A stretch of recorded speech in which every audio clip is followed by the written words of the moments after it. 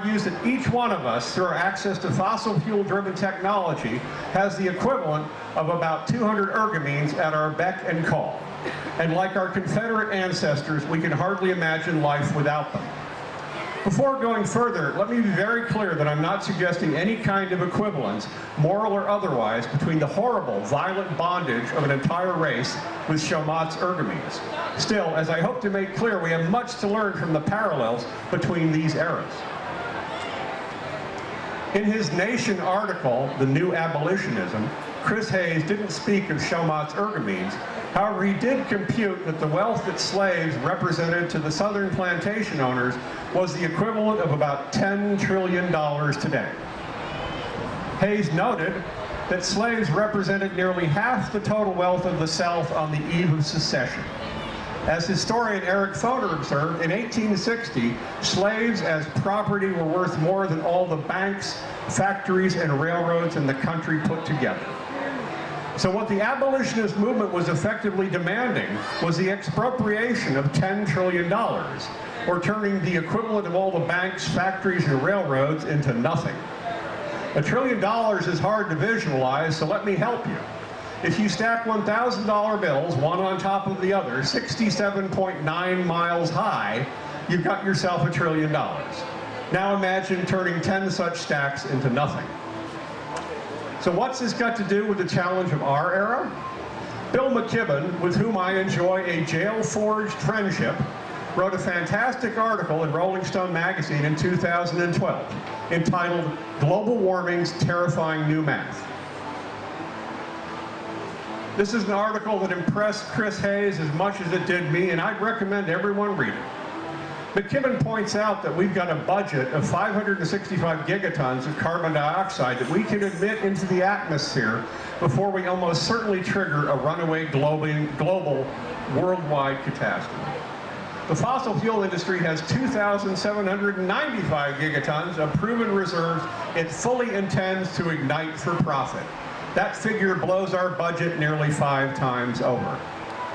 Proceeding from this fact, Chris Hayes wrote, McKibben leads us inexorably to the staggering conclusion that the work of the climate movement is to find a way to force the powers that be, from the government of Saudi Arabia to the board and shareholders of ExxonMobil, to leave 80% of the carbon they have claims on in the ground.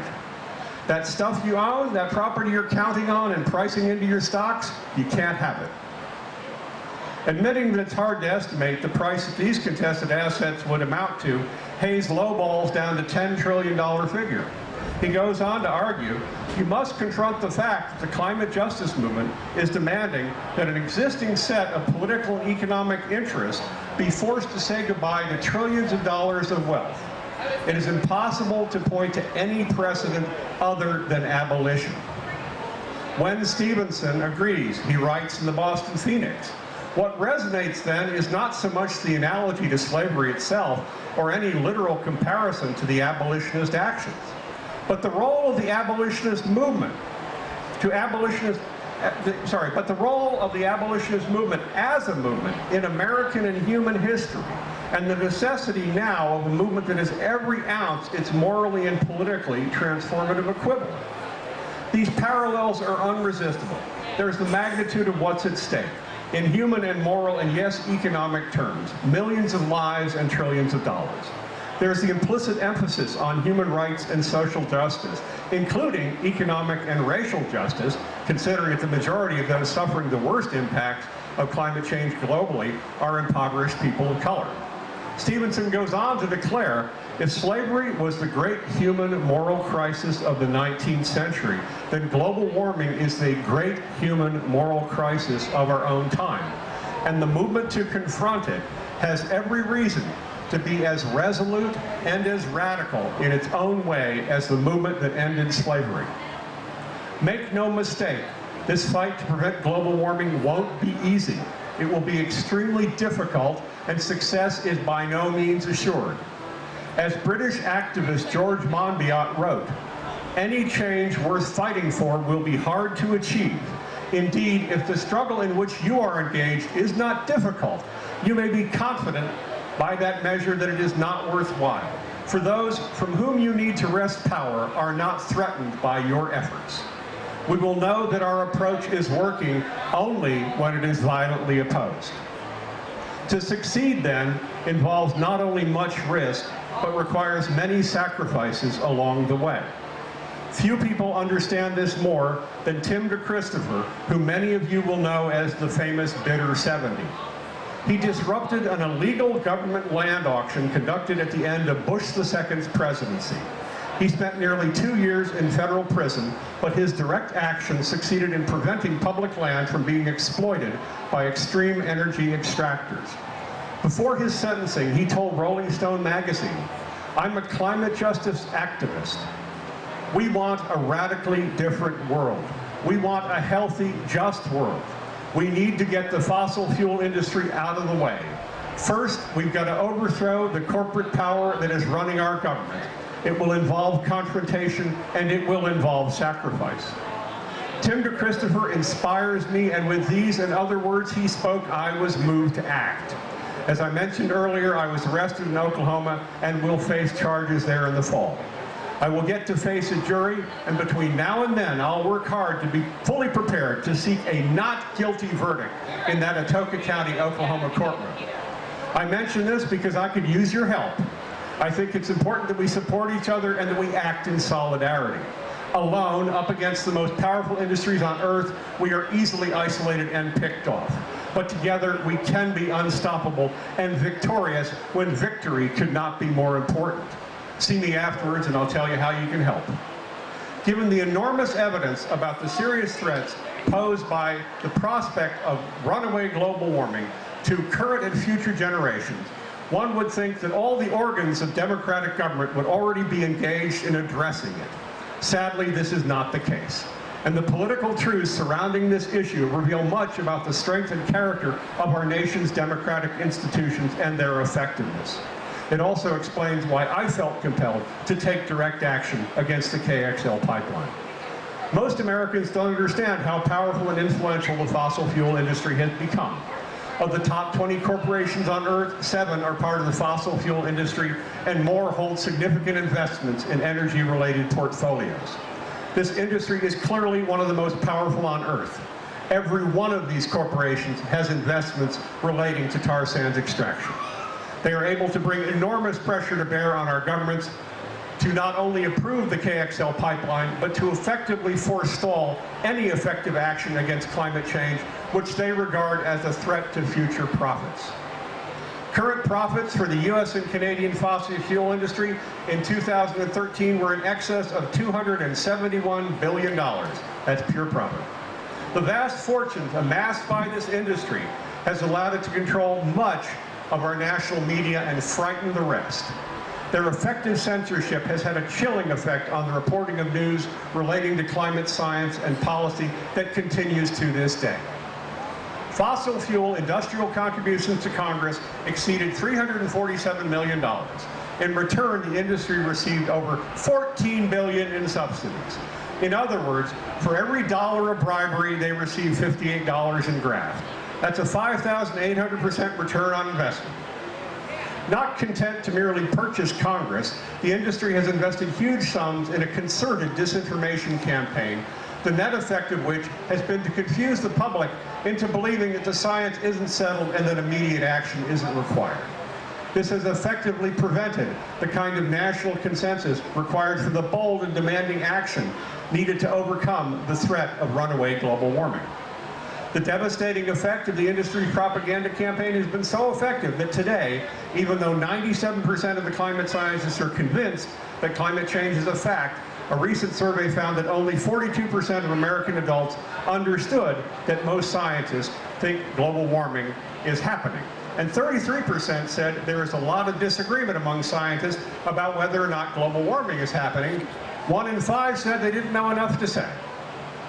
The plutocrats, as I like to call them, have also waged the most concerted war against science ever to occur in the modern era. Climate scientists have been subjected to political witch hunts, death threats, and other vicious attacks.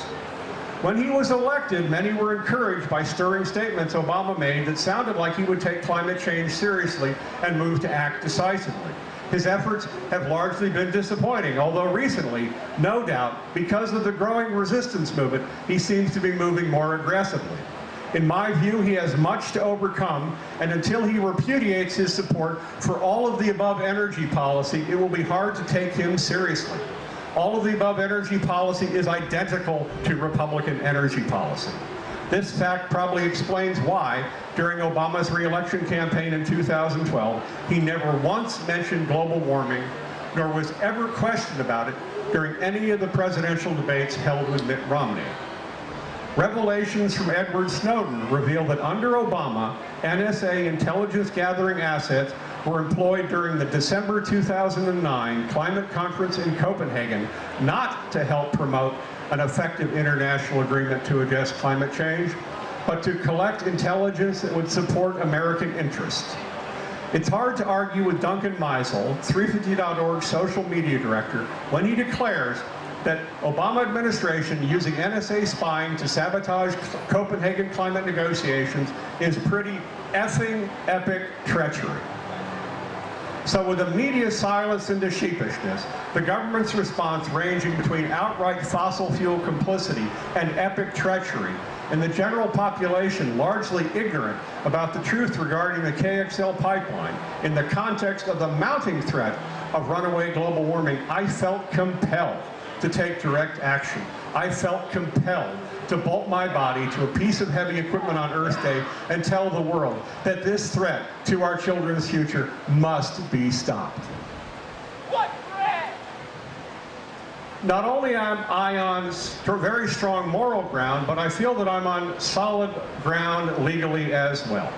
While I'll argue that I'm not guilty by reason of necessity, I also believe that what I did was not in fact breaking the law, but rather I was enforcing it. In American law, there exists the concept of the public trust doctrine, whereby the state serves as a trustee on behalf of present and future generations of U.S. citizens. The government has an obligation to protect public natural resources on which we all depend. In its role as trustee, the state has a strictly defined fiduciary duty to the citizen beneficiaries. As author and activist Jeremy Brecker notes, this legal duty requires government officials to act solely in the citizen's interest with the highest duty of care. Highest duty of care. Our officials have no legal right to harm the public trust in order to benefit a corporation, no matter how politically powerful it may be. He goes on to declare, but instead of protecting its citizens' common property rights, as it is duty-bound to do, the state is permitting their destruction. In the case of the Keystone XL pipeline, is preparing to issue permits allowing the transportation of tar sands from Alberta that, according to James Hansen, must be left in the ground, because if tar sands are thrown into the mix, it is essentially game over for a viable planet. The property the state is permitting to be destroyed, our Earth's atmosphere, remains the common property of the American people, the people of the world, and our posterity. The United States and other governments are trustees for the world's people, with a legal duty to exercise the highest level of care to protect this asset upon which our lives depend. The American government, like so many others, stands in gross dereliction of that duty. It is the government that should be in the dock for crimes against its own citizens, own people, our posterity, and the people of the world. The fact that TransCanada was permitted to lay pipe in the ground where I chose that day to obstruct their construction efforts is proof that both the state of Oklahoma and the United States government were in dereliction of that duty. I promised at the outset to discuss how global warming is the greatest challenge and the greatest gift. I hope I've done a good job describing the challenge, so let me conclude by discussing how this calamity we must prevent is also a gift. A number of years ago, I found myself thinking about Nelson Mandela while I was looking at his picture. He was smiling. In fact, he almost always seemed to be smiling. This man spent 27 years in prison for the crime of opposing apartheid. And while he was there, the sun killed his the regime killed his son while he was in prison. And yet every picture I've ever seen of him shows him with a beatific smile. Why? I realized it was because he was a recipient of a great gift. He recognized and rose to the defining challenge of his era. The small spark of confidence he had in his abilities became a bonfire of conviction. Doubts gave way to certainty, and he embraced a truth that would admit no error, and became like rocket fuel for the fire in his belly that could not be extinguished ever. It carried him through a lifetime in prison and a grief unimaginably deep, the powerlessness to protect his son.